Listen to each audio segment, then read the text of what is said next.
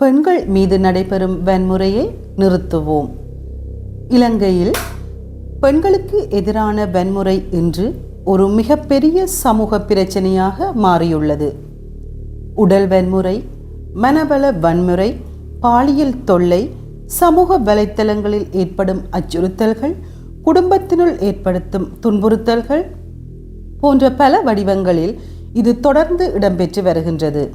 ஒவ்வொரு பெண்ணும் பாதுகாப்பாகவும் மதிப்புடனும் பயமின்றி வாழ வேண்டியது அவர்களின் அடிப்படை உரிமையாகும்.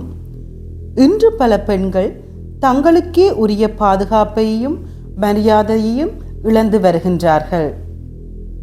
ஒரு பெண் வன்முறையை அனுபவிக்கும் பொழுது அது ஒரு தனி மனிதரை மட்டும் பாதிப்பதில்லை, முழு குடும்பத்தின் நிம்மதியையும் அது பாதிக்கின்றது.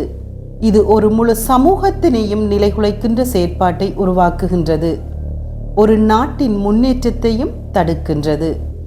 ஆகவே பெண்களுக்கான வன்முறைகள் இடம்பெறுகின்ற சந்தர்ப்பங்களில் எவ்வாறான பாதுகாப்பான சிபாரிசு முறைகளையும் வழிமுறைகளையும் இரகசியத்தன்மைகளையும் பாதுகாக்கலாம் என்பதை இலங்கை நாட்டில் உள்ள சட்ட மூலங்களின் மூலம் நாங்கள் அறிந்து கொள்ளலாம்.